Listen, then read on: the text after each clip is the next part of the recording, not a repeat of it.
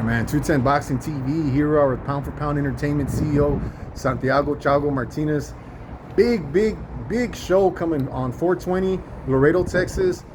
People know you from putting on local shows, but with competitive fights, right? Where we have 50-50 fights. This may be your best card yet. Talk about it. Yes, this will be our seventh fight, you know what I mean, event, and I think this is our best one yet. It's going to be televised by Box Azteca. It's going to be in Laredo, Texas on April 20th, and I think it is our biggest card yet. Not so much because of the whole entertainment, boxing, and big show, and doing all that, but more because of the competitive fights that we have on this card. We've had a lot of events with very competitive fights, but this card is stacked. I mean, from the first fight to the last fight. You know what I mean? You could pick any of these fights, and any of these fights could pretty much be the fight of the night. You know what I mean? That's the way I'm seeing it. Our top four fights are for the WBC. The next two are for the ABF title, and then and so on. The other ones are just the startups for the event. But they're still great fights.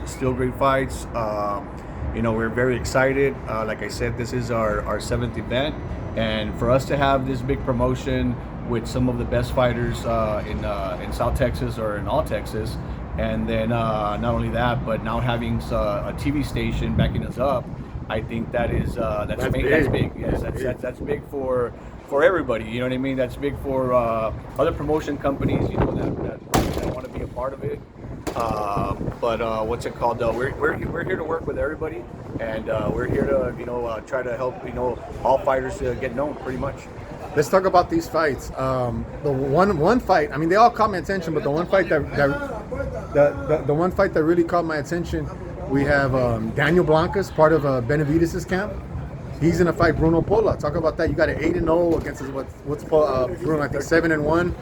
13. 13-2. Yeah, 13-2. I mean, that's a good fight. Talk about that and how that came about. Yeah, well, that fight could be the main event in any promotions, company or anything like that. I mean, it's a great fight. Luis Villarreal was the person that got us that fight. We've been wanting that fight in other cards, but for one reason or another, it just hasn't gone through. But now we got it, you know what I mean, and we're very happy to bring somebody of the caliber of Blancas to Laredo. You know what I mean? He's with the Benavidez camp and everything like that. So we're excited. We're excited to have him. And then now he's fighting. I don't think he's ever fought in a left-hand fighter. So Bruno Pola is a left-handed. You know what I mean? He's a hard trainer. He hits hard. He's as tall as him. You know what I mean? I think it's going to be a great fight. I think people are surprised that that's not our main event. But that's the way that the card pretty much stacked up. You know what I mean? So he's going to be our main attraction fight. You know what I mean? Our swing fight, and we'll take it from there. What was Benavidez Senior's reaction to working with y'all? He was very excited. He actually, when he called us, we were on the phone, and he mentioned that he wants to keep on working with us. That regardless of what happens, he wants to keep on working with Pound for Pound. Whenever we do events, he wants to come down to Texas and keep on fighting. Maybe other prospects. And we're happy. We're happy to work with them. We're happy to work with the Benavidez camp, even if it's us going somewhere to fight over there with them. You know what I mean? Even if it's in Vegas. As you know, we have already gone to Vegas. You know what I mean, to fight over there. Nick Molina fought Blancas. Nick Molina fought over there in Vegas. We went over there. We fought him.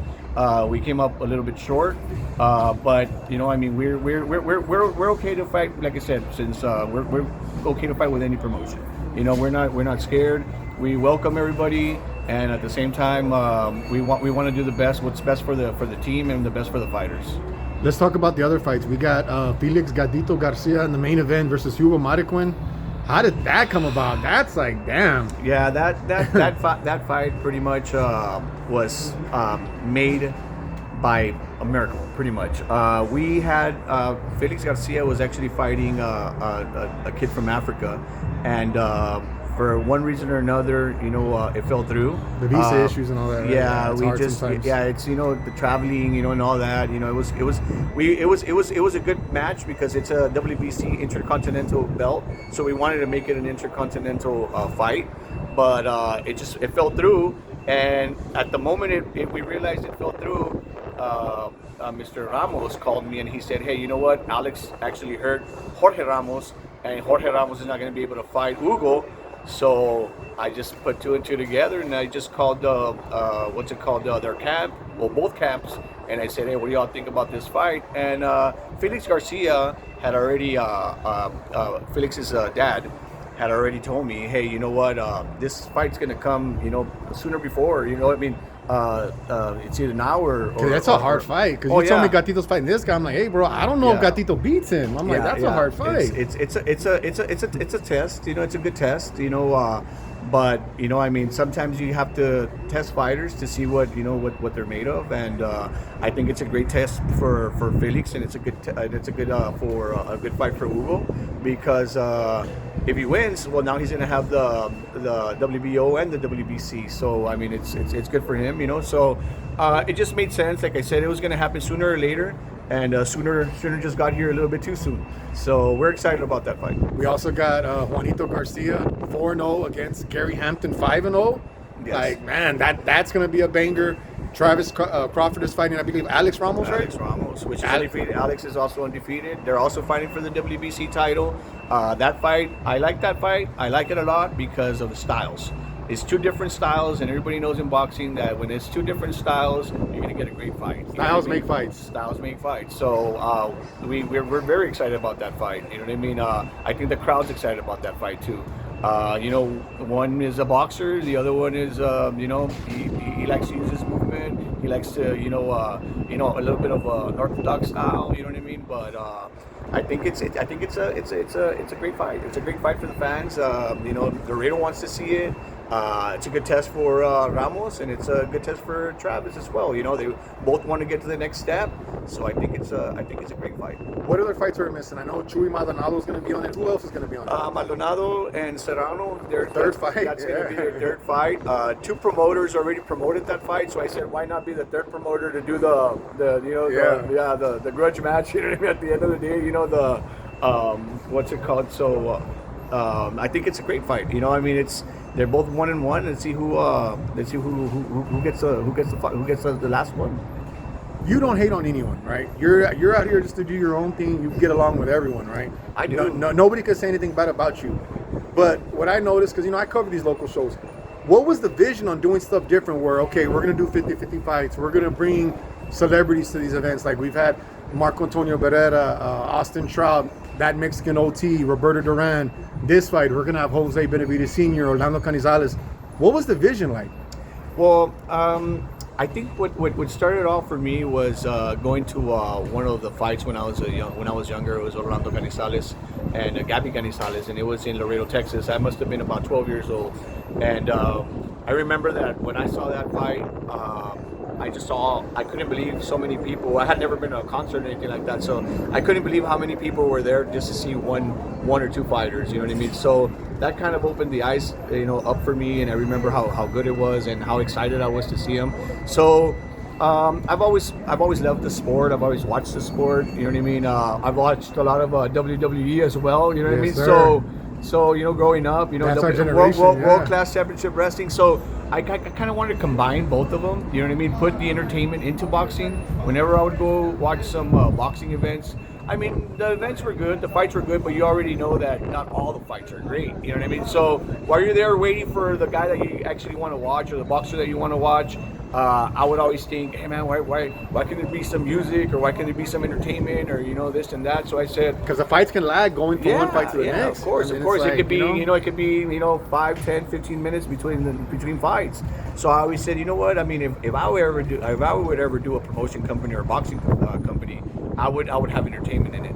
So I started bringing entertainment into it. That's where it all came from, and try to give try to give like small towns a Vegas feel. You know what I mean? Bringing those celebrities, bringing singers, dancers, and and with a great atmosphere, and then some great fights. You can't beat that. You know what I mean? So that's where it came from. But like I said, no, I don't hate on anybody. I'm doing my own thing. Obviously, I'm doing the right thing. You know what I mean? Because my company in the past 2 years has grown to what it is now. So I think we're growing slowly, but I think we're heading in the right direction.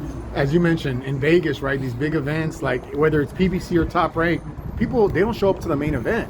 You could be there for the first fight on the pay-per-view. No one's there. Yeah. Do you feel like that's what's important by having a stack card where you got people showing there early and they're going to be entertained throughout, where they're like, dang, we got a good fight after a good fight? That is very important to me. Very, very, that's a good point. That's very important to me because I want to get people their money's worth. You know what I mean? I want to get people their money's worth. So I want to make sure that the fights are as competitive as possible from the beginning to the end. So yeah. I mean, it's something that we're doing, and I tell people, hey, if you're gonna fight in my show, make sure that you're ready to fight a good fight, because at the end of the day, if you don't want to fight a good fight, then you're not for pound. No easy wins. Yeah, no easy wins. You're not handing out wins. No. We're not handing out wins. What we're doing is we're trying to create champions here, and the only way to create champions is by giving them, I mean, not all hard fights, but most of them, 50-50 fights. You got to go to the fire. Yeah. The iron sharpens iron, like they said. Exactly. Yeah, we'll find out which boxers are going to continue, and which ones are going to end up, leaving or working at McDonald's or something like that. All right, man. All right, well, it was a pleasure chopping it up with you today. Any message you want to leave up for the fans and the people of Laredo, the people of Texas? Yeah, just what I just want to say thank you to everybody. You know what I mean, for all the support that we've gotten. Throughout our 6 fights. We've gotten a lot of love from McAllen. You know what I mean. When we went out there, everybody showed us love. Gotten some love here in San Antonio. Trying to get everybody to work together. It's a little bit hard, but I'm still trying. You know what I mean. At the end of the day, like I said, we're all trying to reach our own goals, is to make great shows and have champions. And at the end of the day, we can make some money. Why not? You know what I mean. But it's a business. At the end of the day. And just want to thank everybody, everybody in general, especially the fans and all the hardworking fighters, you know what I mean? All right, man. Thank you so much, Chago. Thank you, Brandon.